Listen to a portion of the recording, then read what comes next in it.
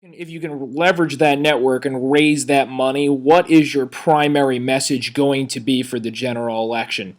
Is it a strictly anti-incumbent message? Is it based off of something particular in Frank Pallone's miserably terrible record that you plan on No, it's highlighting not for the about Frank voters? Malone at all. My message is not about my opponent. My message is about the American people. My message is about this nation. My message is about the Constitution of the United States.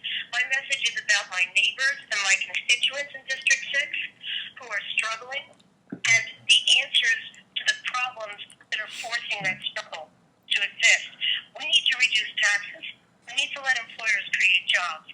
We need competition among health care and insurance providers to bring costs down.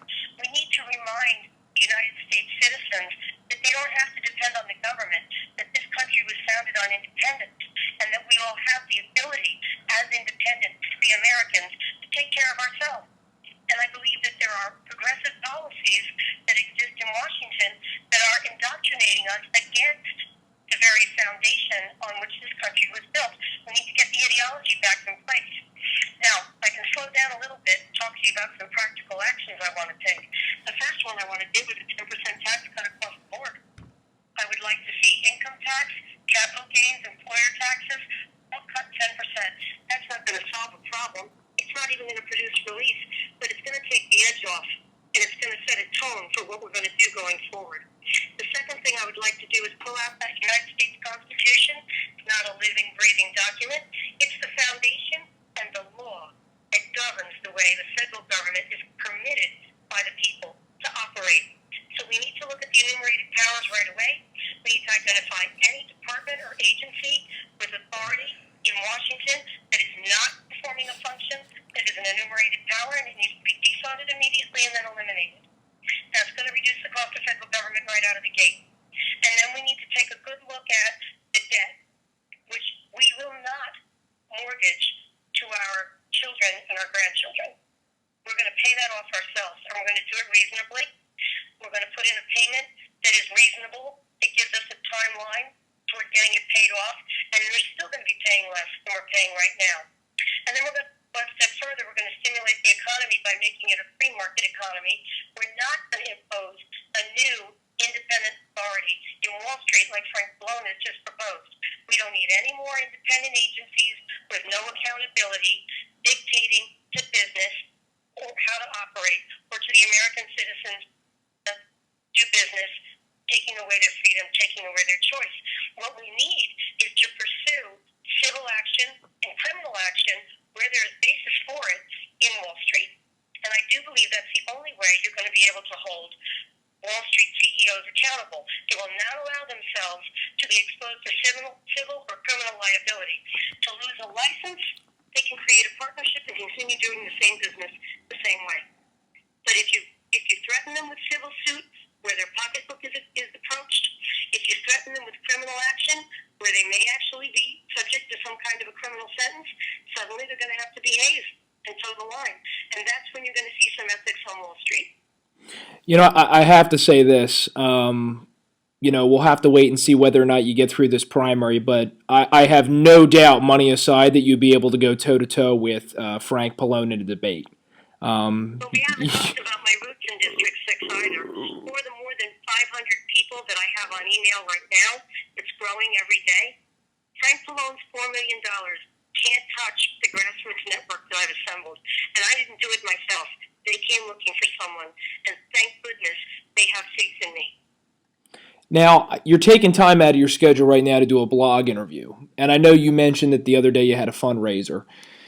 I guess for those of us who haven't run for anything in public office before, most of us haven't, what does a candidate do over the next 6 days? How do you plan to spend your time? Hopefully get Well, a breather at some point. I'm running around like a chicken without a head, frankly. Right. The district is gerrymandered, therefore it's kind of in an odd shape. You can cover an awful lot of distance driving from end to end. What I'm doing is I'm making sure that we've got a good presence in every town by way of signs, literature drops, and telephone calls. We also sent out a mailer, which was received today by bulk mail. We are also, in my case, I'm spending a lot of time where I can meet groups of constituents. The because we are at the tail end of the campaigning. So I've been today at the Belford Ferry. I will be at train stations, supermarkets. I will be at the Highlands Ferry last, probably because it's close to home.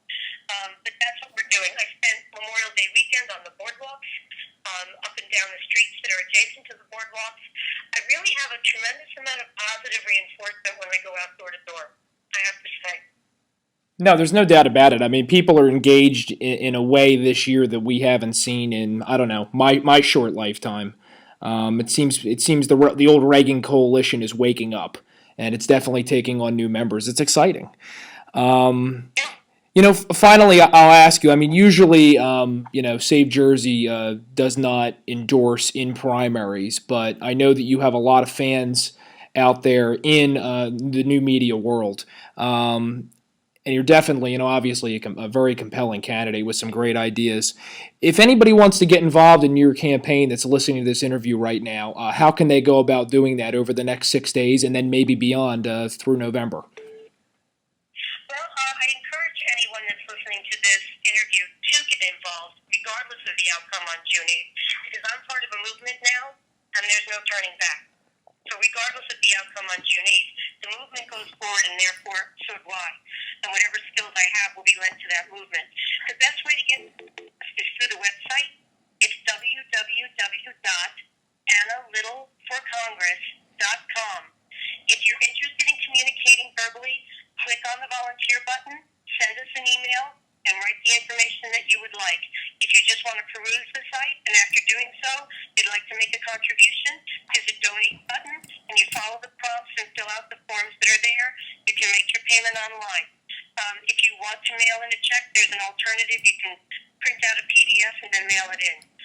If you would like to discuss things with me, the candidate, there's two ways we can do that. You can email your telephone contact information, and I will call, or you can send me a detailed email, and I will respond. I warn you that my responses are generally the things I do when I'm not sleeping in the middle of the night.